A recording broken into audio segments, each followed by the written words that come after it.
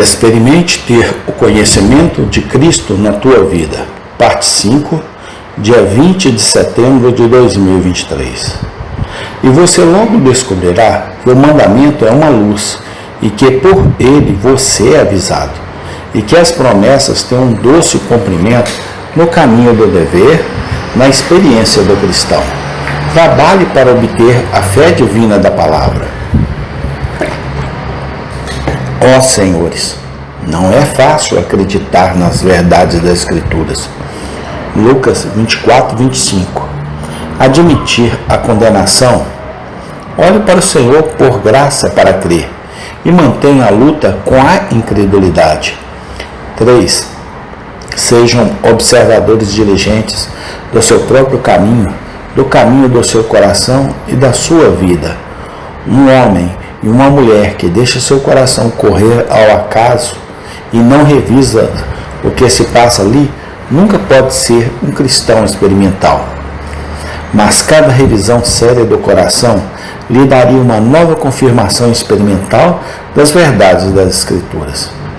Há duas grandes profundezas nas quais o cristão experimental entra muito, a saber, as profundezas da maldade no coração e a profundeza da perfeição e plenitude em Cristo. Seja muito no autoexame. 4. Sejam observadores cuidadosos da providência, a providência de Deus para a igreja e para vocês em particular. Salmo 107. A providência é um rio que traz o rico minério de experiências que devem ser colhidas pela observação cristã. A Bíblia é a palavra que Deus prega ao mundo, e a providência é a aplicação da doutrina. Na Bíblia, a palavra é trazida aos nossos ouvidos e na providência é colocada diante de nossos olhos, embora a maioria de nós seja cega como toupeiras e não a veja, mas o cristão experimental vê. 5. Estabeleça como conclusão que a religião é uma coisa que está no interior e que é outra coisa bem diferente do que uma parcela de performances externas, que é uma conformação da alma à imagem de Cristo, por uma aplicação próxima a Ele, e é uma participação real de seu espírito e virtude de seu sangue. E, portanto, busque isso, e busque até que você encontre que a verdade dele não entra em seu coração apenas em palavras, mas em poder, matando gradualmente o pecado e o eu, e conformando você mais à sua imagem.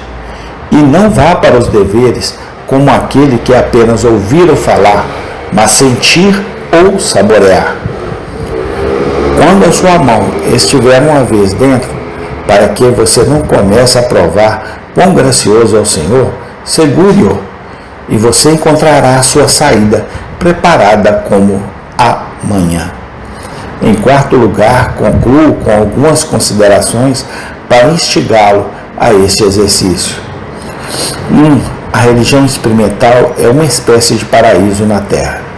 O céu é o sentimento eterno daquela bondade que é em Deus o bem principal. É o derramamento eterno de sua bondade nas almas de seu povo, fazendo-os beber daqueles rios que ouviram estar à sua direita.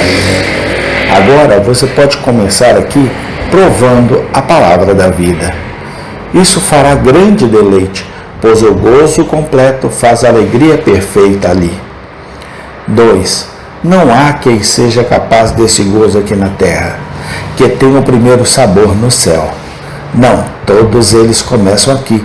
João 17, 3.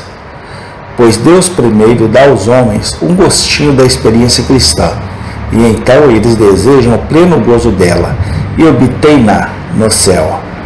E esta é a maneira razoável com a criatura racional. Quem não provar aqui, não beberá acima. 3. O cristão experimental tem a contraparte da Bíblia em seu peito. Embora imperfeita, ele tem coisas velhas e novas para tirar de seu tesouro que respondem às doutrinas e promessas das Escrituras como a cópia do original. O cristão experimental é uma Bíblia ambulante. ele tem um corpo de divindade formado de experiências, que é um excelente tipo de aprendizado, 1000 vezes preferível a todas as noções cruas e não sentidas de professores barulhentos, que são como o metal que soa e o símbolo que tilinta. 4. O cristão experimental está apto a navegar para o céu, independentemente do vento que esteja soprando, pois ele tem vela e lastro. Ele experimentou a bondade e fidelidade de Deus e o poder santificador da verdade. Essa é a vela que o levará em todas as tempestades.